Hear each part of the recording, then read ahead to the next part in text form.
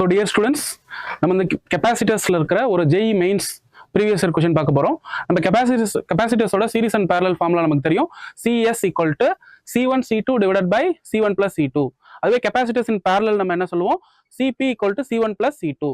இது அப்படியே கம்ப்ளீட்டா ரெசிஸ்டர்ஸ் இன் சீரிஸ் அண்ட் parallelக்கு ஆப்போசிட் ஐடியா. இப்போ என்ன கொடுத்திருக்காங்க? 3 கெபாசிட்டர்ஸ் கொடுத்திருக்காங்க. 2 microfarad, X microfarad, 3 microfarad. So which is connected to the 10 volt battery. So they are asking us to calculate the value of X.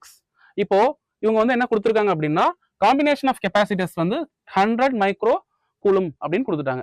அப்போ இதோட ஒவ்வொரு parallel காம்பினேஷன்ல ஒன்னோட சார்ஜ் எவ்வளவு நம்ம ஃபர்ஸ்ட் கால்குலேட் பண்ணலாம். Q1 = C1 × V. அப்ப Q1 ஓட வேல்யூ நமக்கு என்ன வரும்? 20 micro farad, micro coulomb. 20 micro coulomb, இது வந்து 20. சோ இதோட வேல்யூ உங்களுக்கு நெக்ஸ்ட் Q2 ஓட value Q2 = X × 10. so you'll get 10x. அடுத்து Q3 = 30 மைக்ரோ கூலும், சார்ஜ்ங்கறதுனால மைக்ரோ கூலும். அப்ப இது எல்லாத்தையும் ஆட் பண்ணா உங்களுக்கு என்ன?